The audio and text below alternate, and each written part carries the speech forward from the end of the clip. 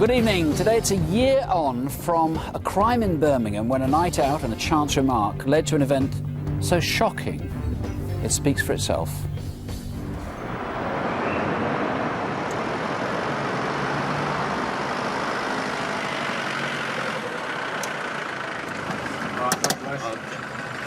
I'd been out celebrating my birthday with friends. All right, mate, cheers. See you later. We'd been up Birmingham town centre and they all had work in the morning and I decided to carry on.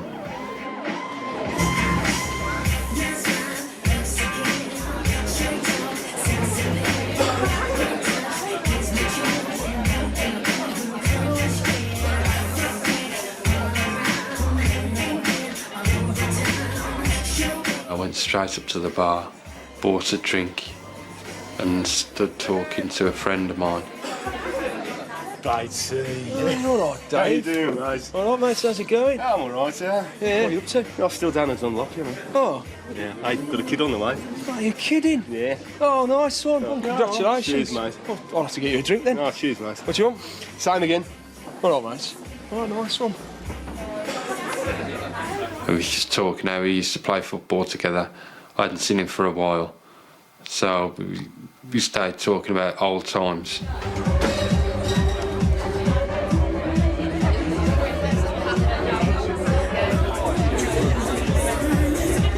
I'd had a drink and I needed to go to the toilet. I walked in and there was a fella already in there at the urinal. Hey, you look like a friend of mine. I don't know you. You shut your mouth. Who are you? Speak to me. Sorry, mate.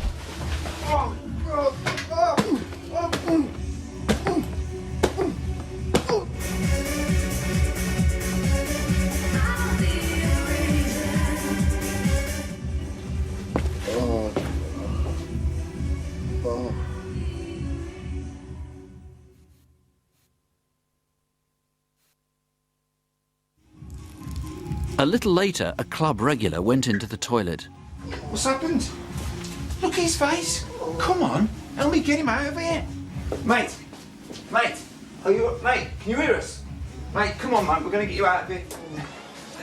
Sit. All right, put him down, put him down.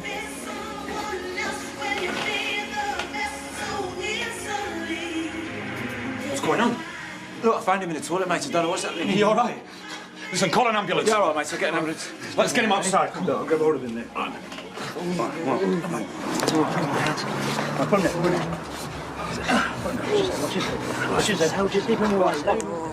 Just hang in there, mate. Ambulance is on its way. I can't feel my legs. You all right, Dave? You know why you got that, don't you, mate, eh? Do you want a bit more, eh? A bit more? Can't you see he's had enough?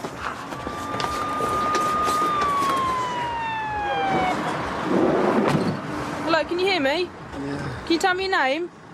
Okay, keep nice and still. You better not open your mouth, all right? Otherwise, you know what you'll get.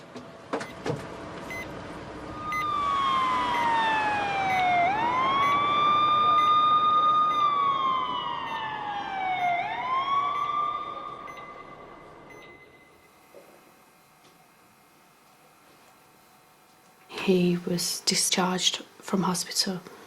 He was left paralysed from the neck down. It's been very hard. It's completely shattered both sides of the family. And it's something which you could never prepare yourself for. You're just saying about the football here, you're going to have to ring up and get a ticket. And my life's changed so dramatically.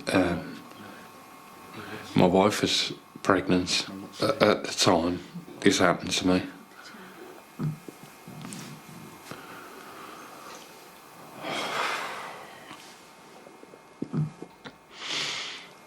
I haven't even been able to hold my own child.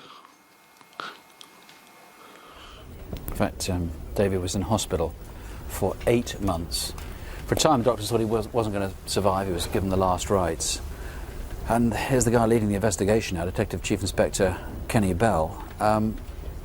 The assault was just amazing. I mean, you're stamped again and again and again on his neck. The truth is, of course, they shouldn't really have moved him. It's very inadvisable to move someone if you don't know how they've been injured, what injuries they're suffering from.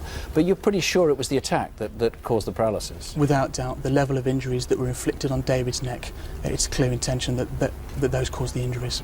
Now, you need names, presumably. Yeah, names are important, but what I really need are witnesses.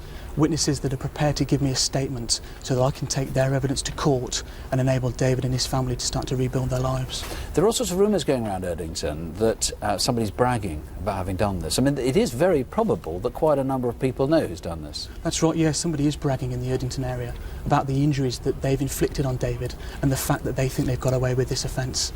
And it's very distressing for David and his family. You see, you don't just want names, you want people prepared to be witnesses. Very much so. What do you mean by that? What sort of witnesses? What I need is somebody that's going to be prepared to tell me what they've heard, if they know who's bragging about this offence, if they witnessed the offence themselves. And give you their name? I need their evidence, and I can take their evidence to court, because realistically, without that, I'm not going to convict this attacker. Can you protect their names from becoming public knowledge? Protect their names from going to the offender? Yes, I can. There are special measures that I can and will implement that will enable me to protect those witnesses, support them, so that together we can both convict this coward. What about the guy who came running out to the ambulance? And earlier on, we've got CCTV of him, but unfortunately it's the back of him coming out of the club himself. If he comes forward, what happens to him? Well, I'm treating this man as a witness. Clearly from what he knows, he's seen the attack, and I firmly believe he knows the identity of the attacker, and because of that I want him to come forward so I can obtain that evidence from him. OK, so he's just a witness, but you need him to come forward? Without a doubt. It's a terrible life sentence, this, for David and his family, and so ridiculous that this appalling consequence should happen in just those few seconds of somebody losing their temper. Tell us who was involved before he loses his temper like that again. You can ring our free call number 0500 600 600, or you can call the Instant Room in Birmingham on 0121 428 6080. Also on tonight's programme, why would a rapist come back to his victim after she'd been rescued? The fortune in cash and the landlady who met a grisly end because of it. Now, we're always showing you e-fits on Crime Watch, but how many of you know how they're made and how effective they are? Well, this is Matt Allwright. Now, Matt, you're more used to chasing villains on scam buses and rogue traders, and Matt's trying to describe a well-known TV villain. And our e-fit expert here doesn't know who he is, but you do. Look at this.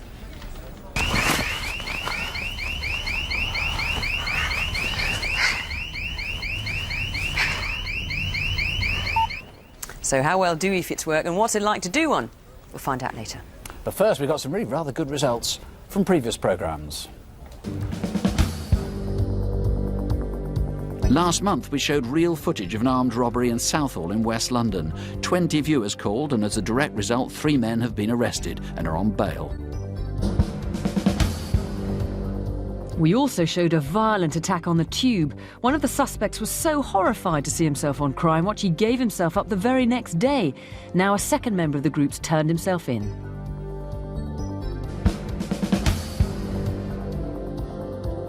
An arrest after an appeal we did last year. Amjad Khan had been charged with drug offences but skipped bail.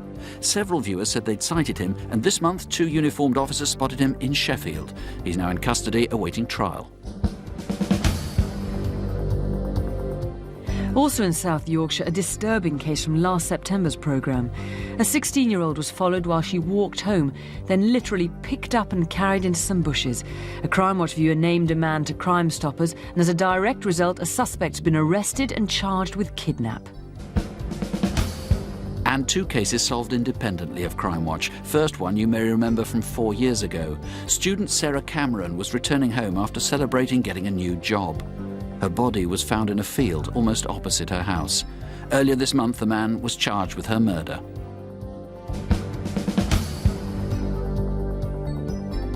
And a year ago, a burning body was found near Peterborough. It took complex forensic science and cooperation with police in Belgium to identify the victim. He was a Ukrainian called Johannes Amiriam. A man and a woman have been arrested in connection with the case. You may remember from last month the unprovoked stabbing of Chris Taylor in Romford in Essex. Now, at least one viewer rang to say that the killer had links with the army. If that was you who rang, or if you think that there were links with the army and have got reasons to say so, please will you call back. Detectives really are very, very interested indeed in what you have to say. Call us here in the studio, or you can call the Romford Incident Room on 020 8358 0300. Let me tell you some figures that may surprise you. A report from the British Crime Service shows as many as 1 in 20 women is raped sometime in their lives. But the rapist is almost always the victim's husband, partner or acquaintance. Stranger rape is rare. But what you're about to see is not just rare, it's extraordinary. It happened to a 16-year-old in Hastings 4 days before Christmas.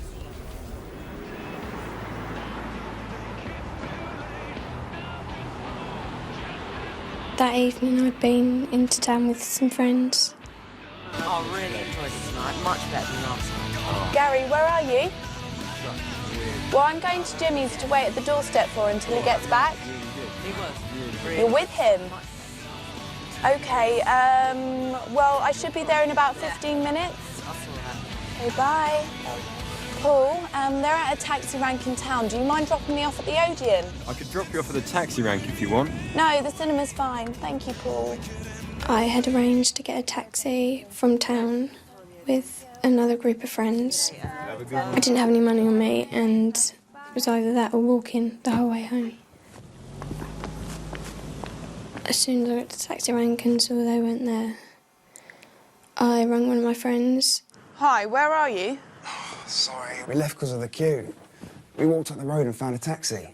When did you get home? Just now. I thought you'd see we weren't there and you'd get a lift home. Where are you now? I'm going to walk up to West Hill. Listen, I'll call you a cab and I'll ring you back. Do you know where the West Hill phone box is by Collier Road? Yeah. OK, I'll get them to pick you up from there and I'll phone you back. Thanks, Gary.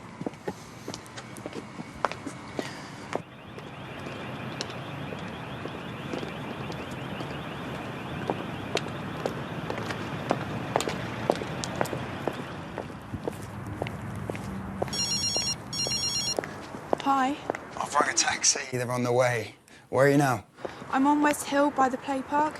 Right, keep walking towards the phone box and wait there and I'll phone you back in about 10 minutes. Oh, thanks, Gary. When I came up to cross the road, that's when I saw a car. I saw him drive down and I heard the car stop behind me. Come with me. Down here. Now. I froze. I thought of all sorts of things. You're not going to see anyone again. You're not going to see your friends. You're not going to see your family. Unzip your zip. Come on, unzip your zip. Now, on the floor. The early hours of Sunday, December the 21st. The 16-year-old was raped in full view of the road. Before it happens to you, you can say what you like, but you never know what you'll do till it happens. Never. I didn't scream because I didn't want anything else to happen to me. You don't know what they're going to do. She made her way to the phone box at Collier Road, but incredibly, as the taxi her friend had ordered arrived, the man who raped her returned.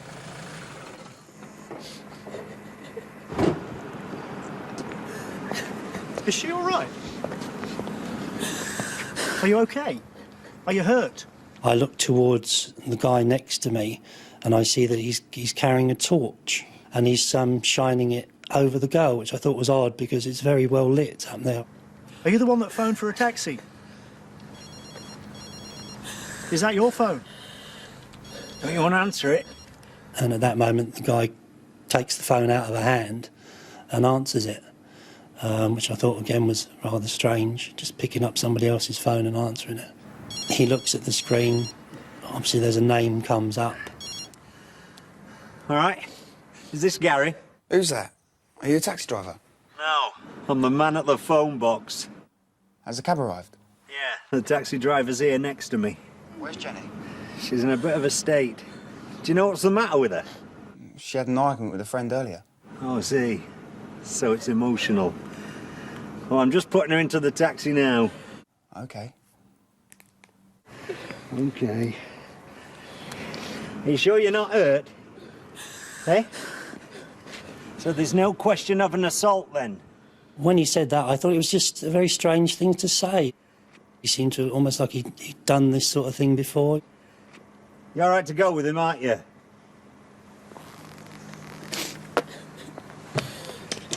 Just put your phone into your coat pocket for your love. But the man didn't give the phone back to her. Don't worry, mate. They've got money. You'll get paid all right. OK, then?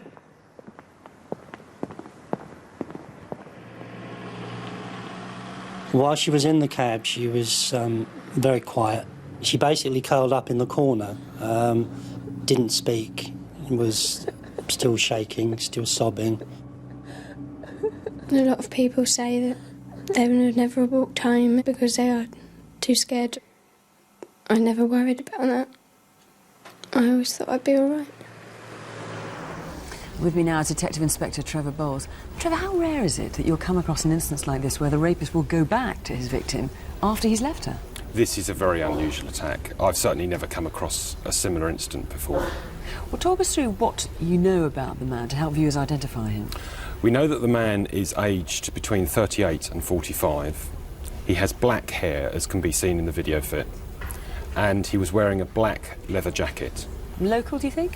It's possible, but we're keeping our minds open to the possibility of him coming elsewhere. And his behaviour was so bizarre, wasn't it? Truly bizarre, and I'm really, really bothered by the behaviour that he exhibited on that night. Now let's talk about the torch, for example, that he used. And strange the way he used it. He held it like this. I must admit, I'd probably hold a torch like this, but anyway, he very deliberately held it like this, sort of looking up and down the victim. Indeed. Very, very strange behaviour in that regard, and that may be quite distinctive. And this is what, a mag-light torch? It's exactly the same as that torch there. And then the phone, he took her phone, because we heard it there in the reconstruction. He said, Yes. I'll slip your phone back. He never did, actually. This is what with Winnie the Pooh emblems on here. What I'm appealing for tonight is somebody who knows where that phone may be, or who has found the phone with that distinctive cover on. Please call, we need to hear from you. What you really want, of course, is someone who can put together the description of the man with the phone, or possibly with the torch. That's the call we're looking for tonight. We need somebody to link these items, the phone, the torch and the description, and to phone in. Please contact us. And of course other witnesses who may have seen the victim walking up that night, which is about 3:30 in the morning. Yes, that's right. The white clothing, the white top that was worn by the actress in the reconstruction is a very accurate representation of how the victim was dressed on that night. She was also wearing white stiletto shoes. So anyone who saw her walking up towards the West Hill, please call in. I suppose it's possible he may have come back to her because he was going to rape her again. I mean, that's the worry, isn't it? I find his behaviour very disturbing, and I'm certainly very concerned as to why he came back to the scene of the attack. OK, well, there's a £10,000 reward for information on this, leading to an arrest and a conviction. Our studio number is on the screen, and more of Trevor's colleagues are at the incident room in Hastings on 0800 21 66 69. And don't forget, if you've been a victim of crime, the Victim Support Line is on 0845 30 30 900. Now here's Chief Superintendent Jeremy Payne. This month, a rogues gallery of robbers and fraudsters. I hope you'll recognise the people who are on display tonight.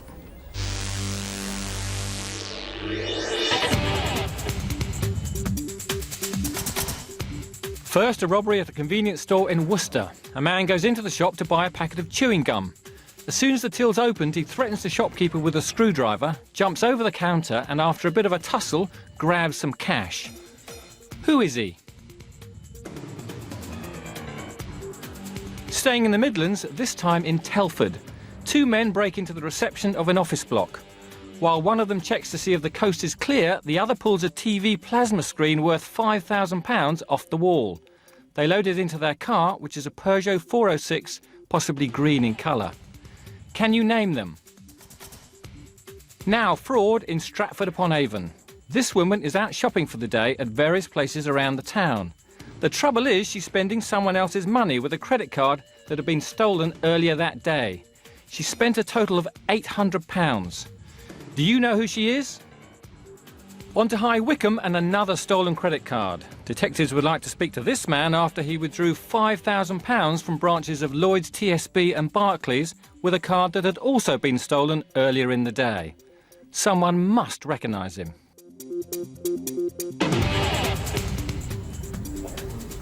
Oh, 0500 600 600 if you can help with any of those cases. It's about 23 minutes past 10. Keep the calls coming. And please, if past 9, I should say.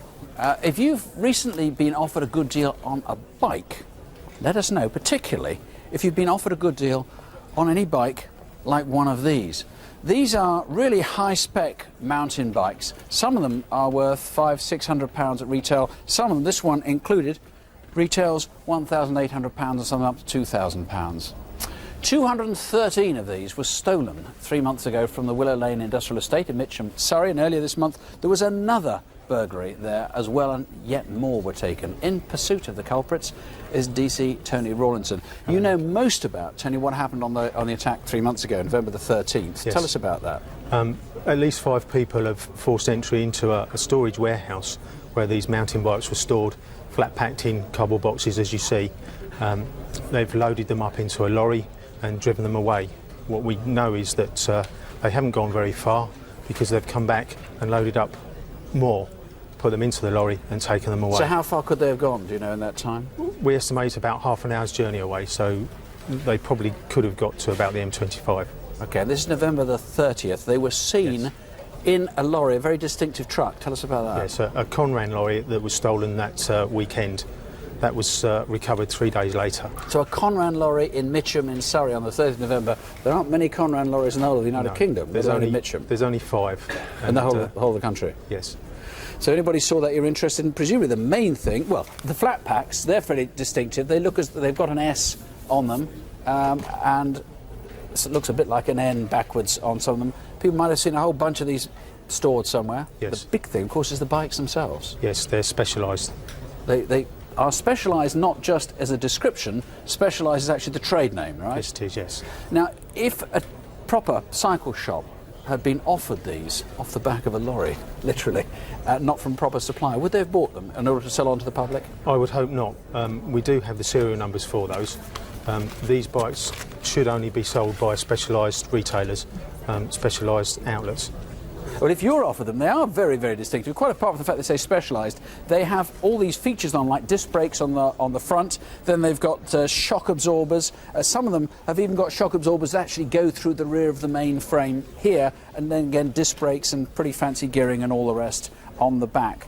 If you are offered a bike like this, please let us know. There is a big reward on this, isn't there? There is. There's an £8,000 reward leading to the recovery of the bikes. So, if you want to make yourself £8,000, tell us if you've seen these on sale anywhere. If you can help on either of the thefts, call us on 0500 600 600 or the incident room on 020 8649 3054. And you probably have heard about the armed robbery that took place at Heathrow Airport around 3 weeks ago. Flying squad detectives investigating the robbery of £1.75 million from a cargo shed at Heathrow Airport have arrested 5 people. Several members of staff at the Menzies World Cargo Shed were overpowered before the men made off with the money. Leading the hunt for the gang is Detective Chief Inspector James Dickey. Now, a gun was fired during this, so this could so easily have been a murder inquiry. There are 5 people you're still looking for, but one in particular. Yeah, that's a gentleman by the name of Glenn Cameron, who's about 44 years of age. He's a white male.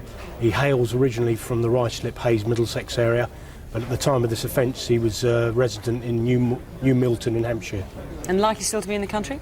Definitely, I would say, because we managed to get hold of his passport, so he'd have no legitimate means of travelling abroad. Now, you've brought along some CCTV which hasn't been seen before of the robbery. Now, what clues does that give us? Well, it shows the uniform dress that all the robbers were wearing. They're all wearing high visibility yellow jackets, as you can see. They're wearing navy blue or black knitted caps, and they've got, which is very unusual, almost a theatrical foam mask. So actually, when you look at that, you can't see that they're wearing masks, but these masks are such a particular, and they're very good and high-quality masks. In fact, there's a fragment that you got, we can see that here, that one of the victims managed to pull off the mask. Now, where do you think these would have come from? Well, our information is it probably come from a specialist theatrical mask maker or retail outlet. And what we are appealing to somebody that may have supplied these, and there'll be at least 6 of them in existence. And I'm told they're quite expensive. They're the top of the range. They're not a normal bog standard type of mask. There's a couple of cars you're interested in as well, aren't there? Yeah, there's 2 vehicles. Both were stolen on the night of the robbery outside the cargo warehouse because the robbers panicked when the shots were fired. They stole a gold Ford Fiesta, which was found... Ford Focus, was it? Focus, which was found burnt out in New Denham, which is between Denham and Uxbridge off the A40. Off the A40. And what about the registration? We've got that, haven't we? We have got that. that. That's X840. There we got it there. HHR. And there's a van as well. You haven't found that? Yeah, we haven't found the van, and obviously we're appealing to anybody who knows where this van is to contact us. And again, we've got the registration on there. Let's show people there. That's a Vauxhall van KF53CXX. Now, the money that was stolen, a lot of money that was stolen, nearly £2 million. Yeah. You've recovered some of it. We have. There was a lot of foreign currency as well. What's happened to that? Yeah, it's predominantly Scandinavian krona. That's Danish, Norwegian, Swedish, and some Australian dollars. And we know it will probably come into the banking system, as some has already, via bureau de changes or banks. If you're an employee of any of those institutions or know anybody that's flush with this amount of cash, and we're talking thousands here, we're not talking about small even amounts. hundreds of thousands. Hundreds of thousands. I mean, this is not the kind of money you go in where you just want to take a bit of money on holiday. Absolutely. I mean, this would be noticed. And if you know anybody that's got this or anyone that's trying to pass it and exchange it for sterling, please let us know. OK, well, there's a £50,000 reward on this through Crime Stoppers for information. That might tempt some people out. 0500 600 600, or you can call the incident room on 020 8358 1751. Now, with the latest news on tonight's appeal so far, here's DC Jackie Hames. I've been looking through the calls coming in so far on that appalling attack on the girl in Hastings, 16 years old. We've had a few calls from people suggesting potential employment details of this man, the fact that he held that torch in quite a distinctive way. But certainly as a detective, what I'd really like to see, if possible, if you could try and combine that video fit of that man and his very odd behaviour, the fact that he drives a red or maroon saloon, that Magilite torch, but perhaps why is a 45-year-old man going around with a Winnie the Pooh telephone if he's still got it?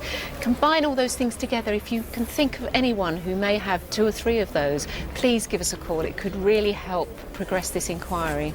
Jeremy, what have you been up to? We've had a really fantastic response on that dreadful attack in the Elbow Rooms nightclub last year. We've had a caller from Monmouthshire who's offering another £10,000 reward. We've had 2 different names put forward for the attacker. A witness has come forward. A former prisoner thinks that he might have been a cellmate of the person who committed this attack. And we also got a suggested name for the man who put abuse towards the ambulance crew as they were treating the victim. So it looks very promising.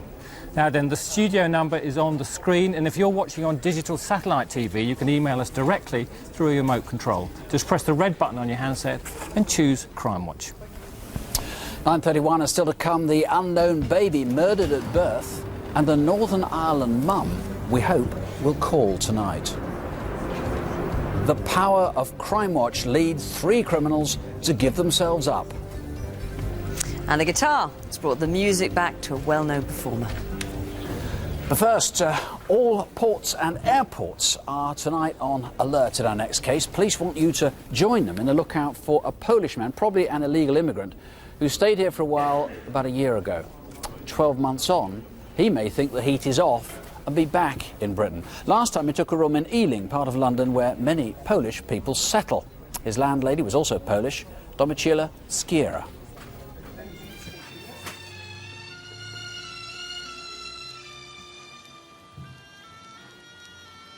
Mrs. Skiera was an elderly lady, and she was modest. She was very softly spoken, unassuming. She didn't push herself forward. She was just a quiet lady.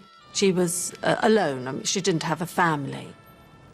And she used to rent out rooms in her house. Somebody would ask whether she could put them up, and she would take them. She was very frugal in how she spent her money and what she did. Mrs. Skira came to my counsellor's surgery. This is a surgery that I do for the local authority. And she came to me, I think the first time was June 2000. She had a domestic problem and she asked me whether I could help her. Dzień dobry. Dzień dobry, pani. Come and sit down. And unless I told them... The last time I saw Mrs. Skira was just 2 days before I heard that she had been murdered. She was quite relaxed, and I thought she looked well. She wasn't particularly stressed or worried. So everybody was floundering and was very lost to think that somebody could have been murdered in this way. Mówiliśmy do niej na per pani. We called her Mrs. Skira, but amongst ourselves we called her Granny. We never had any hassles with her. Every day she took the rubbish out of our room and the kitchen. She wouldn't let us do it. 2 nights before the murder, a third lodger came to Ranelagh Road. He introduced himself as Artur Kowalski. Zmieniam sobie codziennie, dlatego że chodzę. Poniedziałek, gdy się wprowadził. When he moved in on the Monday, he seemed like a nice, cheerful fellow. Wesoły, nie? Gość. He had some vodka with him because he had just been to a party. So we drank it together to get to know each other. Wracał z jakichś tam imienin, nie? No, po prostu, żeby się lepiej poznać. Wypiliśmy razem. Znaczy, no, wydało się normalnym. He seemed like a regular guy. You meet lots of people like that. Wielu ludzi, nie? No, przeważnie... And usually with first impressions you take people as you find them. Nie patrzy się tam za bardzo wrogo na nikogo, nie? Tak, poprzedniego wieczora prosił, bo mówi, że ma trudności. Arek asked us on the previous night to waken him because he had problems with getting up. On the day Mrs. Skira was killed, when I was going out to work, I met Arek as he was coming out of the bathroom. And that was the last time I saw him.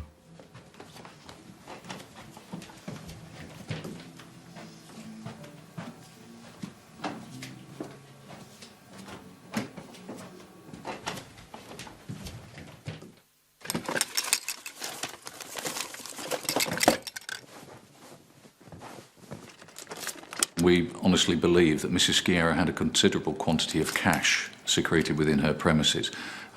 That was confirmed by a vast amount that was discovered when we did our full forensic search, and we believe that that was the motive for her murder.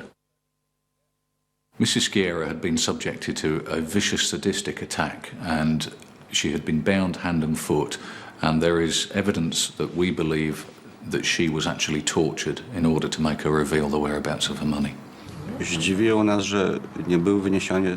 We were surprised that the rubbish had not been taken out that day, because Mrs. Skira took out the rubbish every day, and the house was cold.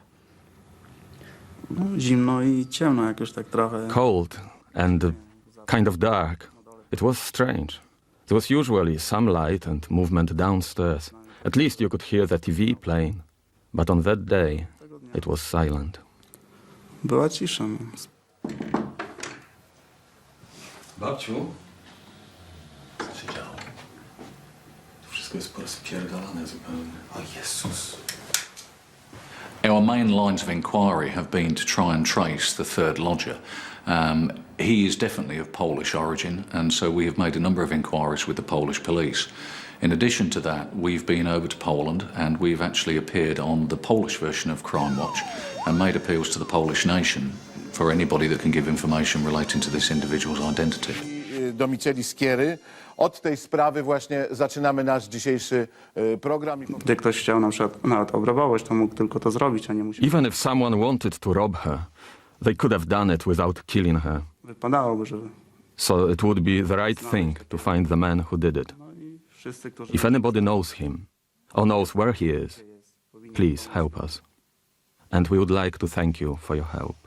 No i z góry dziękujemy. Well, here's Detective Inspector Guy Ashley now in the studio, and obviously the main guy you have to catch is the chap who called himself Artur Kowalski.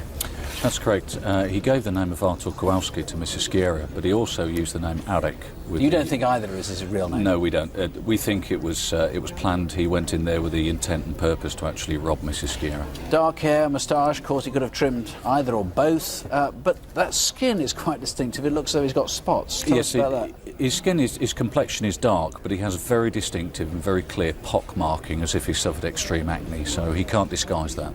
Now, the Metropolitan Police has been so disturbed by this murder, and, you know, there are murders, you don't put up rewards on all of them. You've put up a big reward in this one. Tell us why. Why are you so disturbed about this one? The level of violence that was used against Mrs. Skiera and the manner in which she was killed was clearly the work of somebody who's psychopathic. Psychopathic? I would say so. He's... like I say, the level of violence used was unparalleled. So you're really frightened he's going to kill somebody else? I'm sure he will, and undoubtedly he's offended in the past. There's no way he would go to that level of violence without having some previous violent history, and we are concerned, and that's why the reward has been offered, so that we catch this guy. That's very strong. You're fairly sure he'll do this again. Now, presumably, when Poles come across here, normally they come across for employment. After May, of course, they come freely because they'll be part of the European Union. Up to now, many of them have come here legally, and employers might be a little worried about bringing in, even if they think they know who this guy is, because, well, have they paid the right tax, or was he a legal immigrant and all the rest? I can assure them, my lines of inquiry, this is a murder inquiry. I'm not going to be looking into that. I need to know the name of this guy, and I need to catch him. There's one employer in particular you're concerned about who's English. Now tell us who and why. That's correct. In the summer of 2002, witnesses have said a man who resembles this EFIT, looks very similar to the Arek who was there in 2003, was employed with another English guy to decorate Mrs. Skiera's premises. We're asking for the English decorator to come forward and contact us. He may very well be able to give us her the name of the offender. Ranelagh Road in Ealing, Mrs. Skiera, he'd remember that. It's only a couple of years ago. Have you got a description of him? How much do you know about him? Yes, we can say that he's about 5'6" to 5'8" tall, middle-aged, slim build, dark greying hair, which is described as salt and pepper hair, and he wore spectacles. He also drove a car, which is a Ford Saloon. That's the best description we have. Now, we've talked about the guy with the moustache. There he is, who came just before the murder and then disappeared. Obviously a key suspect. There's somebody else you need to trace as well, and this time you've got a photograph, you've got a name, you've got a lot of details. Tell us about him and why. Okay, as a result of the inquiries made in Poland, we've established that Mrs. Skiera was in fact attacked in very similar circumstances in the summer of 2001. The photograph we have here on the screen is of a Thomas Dubaz, who originates from the Kwidzyn area of Poland near Gdansk. We have information which leads us to believe that he is in this country, very possibly in the Camden area of northwest London. We are desperate to trace him as he has information of extreme significance to this inquiry. How new is this photograph, do you know? The photograph is from the Polish identification card database. So it could be some years old? It is some years old, but there is a good description again. Thomas Dubaz is about 5'8" or 175 centimetres tall. He's around about 30 years old with straw blonde hair. Strawberry blonde hair? Straw blonde. Straw blonde hair. Straw blonde hair. What is particularly distinctive about this man... Looks like he's got dark hair in the photograph, but it is straw blonde. Straw blonde, yes. What is very distinctive about this man is he has some front teeth missing, and we have information where he has received injuries as a result of an industrial accident, and he has a particular walk now. He broke his back or his pelvis, and he walks, obviously, having had that injury in a strange way. Well, you've heard what Mr. Ashley said. You really can't overemphasise the importance of ringing in. He believes this man, not necessarily this one, but whoever committed the murder, is going to do something similar again unless people really help tonight. If you can help, please. There's this £10,000 reward being put up by the Metropolitan Police. Our number in the studio is the standard 10500 600 600. The incident room is on 020 7321 9251. If your Polish is rather better than your English, then please call 020 8743 9552. Here now is DC Jackie Haynes. We've 4 faces now. Hopefully you've got the names and even better the addresses too. Alexander Dalgleish is considered a danger to young women and girls, so if you've seen him, please call. He's wanted for questioning about a rape in Southport and often stays in caravan parks and holiday camps. He's 31, 5'5", and speaks with a Lancashire accent. Alexander Dalgleish works as a DJ and entertainer across the northwest of England and North Wales.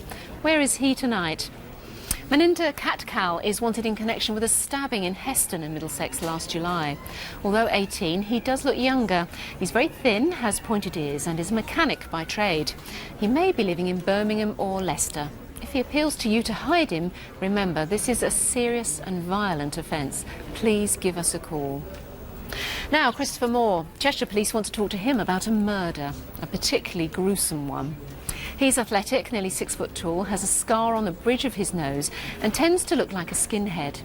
But he has an extravagant lifestyle and is known to spend time in Marbella, Spain. There's a £10,000 reward on offer if you provide information leading to a conviction. And this is Alkeel Banton, who's wanted for drug smuggling. He has a pierced left ear, grows a beard or moustache sometimes, and has a distinctive 1-inch scar on the back of both hands. He was last seen in Streatham last September, and customs investigators believe he may still be in the South London area. And now, not a face, but a wanted car. It's a silver 216 Rover Saloon, registration F104ROR. It's wanted by detectives investigating the murder last August of John Hancock. They believe John's killers drove the car from South London to Southsea in Hampshire before tracking John down and beating him to death. Now, that Rover might provide important forensic evidence. Have you seen it parked somewhere or even abandoned? If you have information on that or any of these cases, please call 0500 600 600. Well, it's coming up to 9:45. Keep those calls coming in. And there Jackie was talking about photos of a car and people that we're after. But suppose you haven't got a picture, just a memory. Well, that's where e-fits come into their own. But how good are they? And what's it like if you're asked to make one? Earlier, we set Matt Allwright the task of recreating this image of a well-known villain.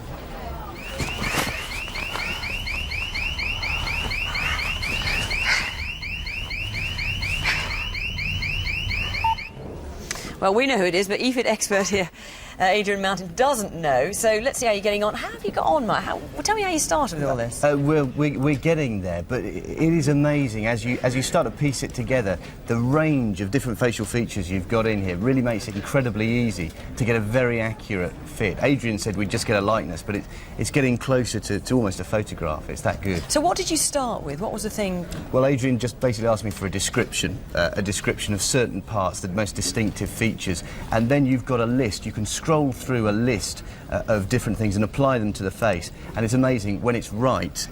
That, you know, the hair and the eyes on this one just really pop out at you when they're the right ones. So how did it work? You have like a database of what, hundreds, dozens or hundreds of identifying features? Literally hundreds of each feature. And what, as Matt said, is you run through the features with the description. So as you've been doing now, you've got such as eyes and hair. You will run through various ones, and Matt will pick out the ones that he considers the most so likely. It shows, I mean, the eyes are so important, aren't they, when it comes to identifying quite somebody? often people identify the eyes, especially if they're striking.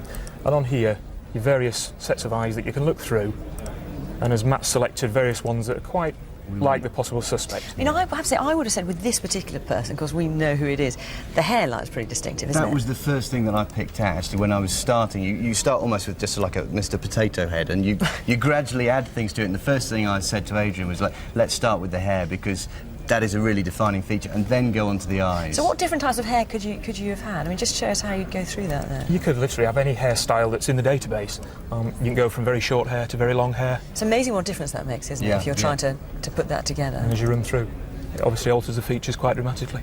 And have you found it quite difficult, Matt, to try and It arrive really at a really good likeness? The difficult things are the things that you don't really look at, things like eyebrows and ears. You never spend any time, normally looking at those things. So when you're actually asked to describe them, it is quite difficult. But the beauty of this system is that you narrow it down. You start with, say, 100, and then you move to 20, and then 5, until you ended up with 2, and you choose between them, and there's not that much difference. So have you got quite close to who you think it is now? I think so. I think the eyes are right, I think that's pretty much as close as we're going to get.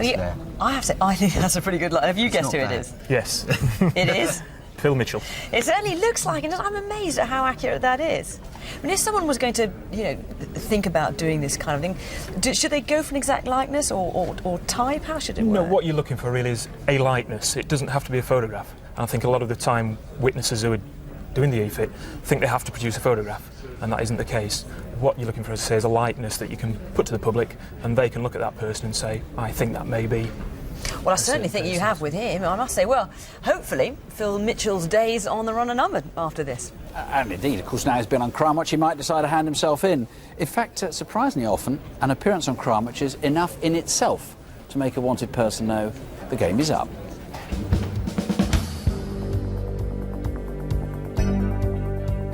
Andrew Garrity, a prolific burglar. If you're a Sheffield United fan, have a look on the terraces for Andrew Garrity. As a result of the phone calls made to Crime Watch UK, myself and my colleagues made numerous inquiries throughout the Sheffield area that eventually brought us to the local markets. I'm sure that the pressure and the help from Crime Watch finally resulted in him giving himself up to the police. This is an unpleasant man that caused no end of grief and misery to people by breaking into their houses, and he is now in Doncaster Prison, where he will serve the rest of his sentence until March 2005.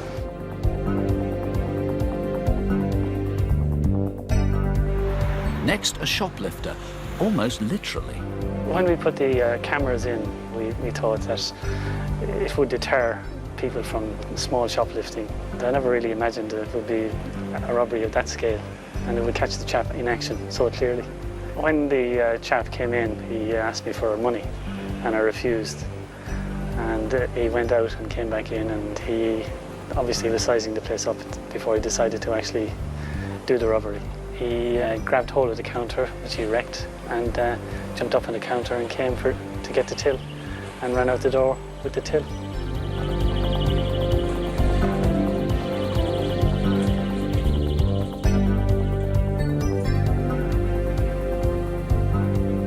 The programme finished at 10 o'clock and at 11:30 the suspect in the case walked into Maidstone police station, having seen himself while sitting at home watching Crime Watch, and actually gave himself up. Peter Madero was sentenced to 2 years, but because he'd given himself up and had no previous, his sentence was suspended. James Tunstall was suspected of rape and indecent assault. I visited the Crime Watch programme in September 2002. By my colleagues in Humberside. On the night time itself, I was a bit disappointed. I think we only had maybe 5 or 6 telephone calls, and I was extremely surprised the next morning when I got a further phone call to say that Mr. Tunstall had been in contact with us through his solicitor. I've come to hand myself in. What for, please? I can't really say to you. What's your name? Tunstall. We then took him the following day to Grimsby Crown Court. He was found guilty of indecent assault and deception and sentenced to 6 years, reduced on appeal to 5 years and 9 months. The judge specifically commented at the end of the summing up that day that it was another success for Crime Watch, and that it was a result purely as a consequence of the programme.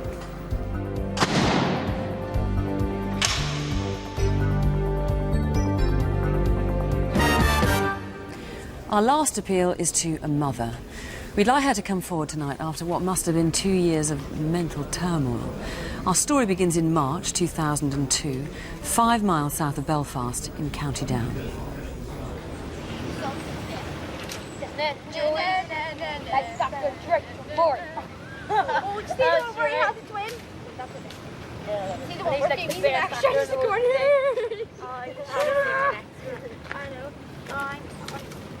I don't think I'm fine. Do you want to build a camp? Yeah. What's a camp? It's like a hut, like a tree house, but it's on the ground. I know. Us three will gather sticks, and you go up and look for sticks up there. Okay. Yeah? Right. Look, I want to get this. There's something in it.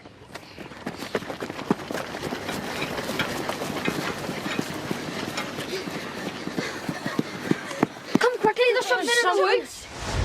A garland of daisies joined fresh flowers, marking the place where the baby girl's body was found.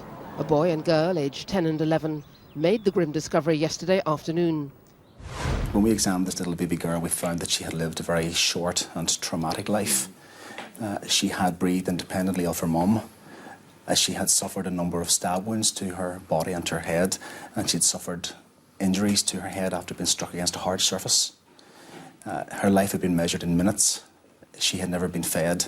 She had never been clothed. She had died perhaps up to 3 weeks prior to the discovery of her body. She had been buried initially in household compost before being moved to the jogging path where her body was found. She was all alone. We don't even know if she had a name. We called her Carrie. Police investigating the baby girl's death say they'll screen women of childbearing age in the Carryduff area if they can't find the mother soon. We conducted a mass screen DNA test of over 1,300 women, which was the largest ever in Northern Ireland. Since Carrie had been dead 3 weeks, she'd started to decompose, so a police artist was asked to put a face to her. We believe this is the first occasion this has been done in the United Kingdom. We wanted to say to Carrie's mum, this is your daughter. Whoever left Carrie's body at the Duck Walk would have known the area. It's an area only really used by locals. We believe that Carrie's mum wanted her little body to be found so that we could take care of her because she could not. Well, I think that the community in Carryduff and further afield have really taken Carrie to their hearts. There were so many people attended her funeral.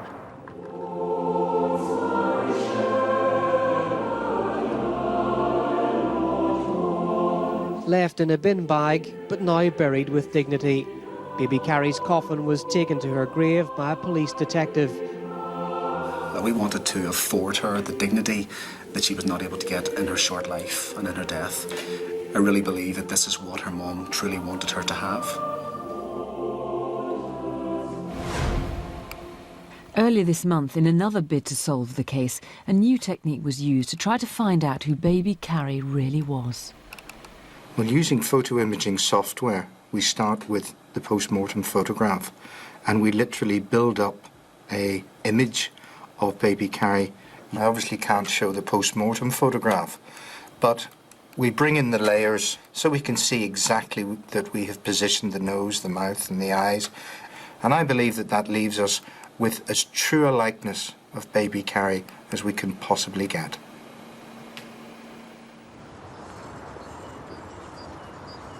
I believe Carrie's mum must be in real and continuing distress. This is not something she's ever going to forget. Carrie would have been almost 2 years old now, and every time that there's a birthday and every time that there's a Mother's Day, Carrie's mum is going to remember her little daughter. Well, this is what baby Carrie would have looked like if she'd lived to be a month old. I don't think any mother can imagine what this baby's mum must have been going through these past 2 years. I'm appealing tonight directly to baby Carrie's mother. Call us.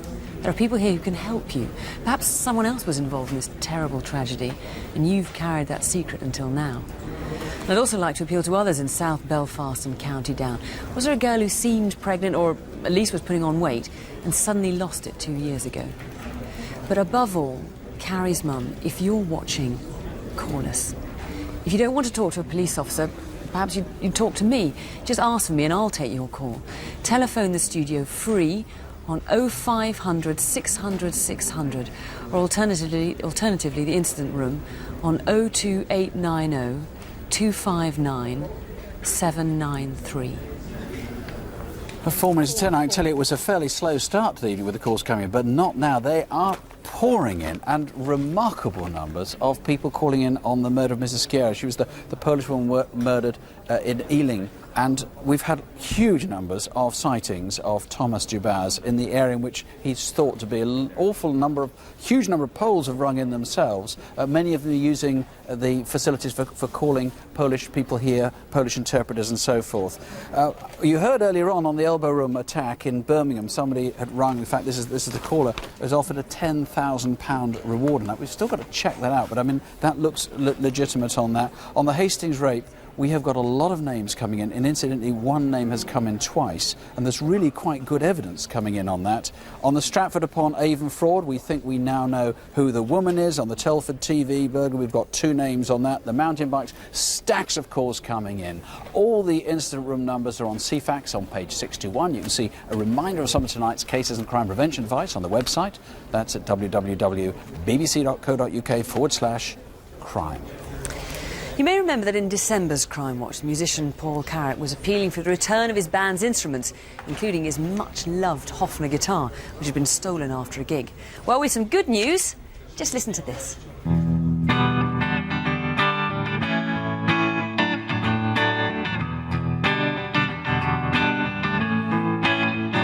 Looking back over my shoulder, I can see that look in your eye. But I never dreamed it could be over.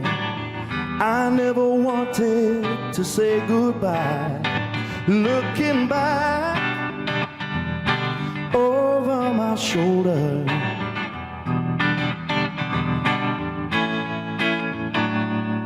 Well, that sounded, after all the terrible things we heard about tonight, great to have some music in the studio. And here it is. Yeah. The Hofner guitar. Yeah. So how did you get it back?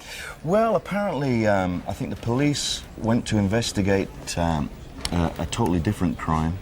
They went to a house to interview someone, and they found this guitar. And that led them on to finding all the rest of the gear. And they weren't in such good condition, were they? No, it's been stored somewhere very, very damp and wet, so a lot of the guitars are in pretty bad shape. This one's not too bad. Did you ever think you'd get this one back? I certainly didn't, no. I didn't think I'd see it again, but I'm delighted to It's see it. very good to hear you with it, and thanks for coming in. Pleasure. Our phone lines are open until midnight tonight and from 7:30 a.m. until midnight tomorrow. We'll be back at 10:35 with the Crime Watch update. And next month, Crime Watch will return on a Wednesday. That's Wednesday the 31st of March, when we'll be featuring a woman forced at gunpoint to steal from herself. But please, whatever else happens, remember, most of the crimes we feature only make the headlines simply because they're rare, so don't have nightmares. Sleep well. Good night. Good night. Good night.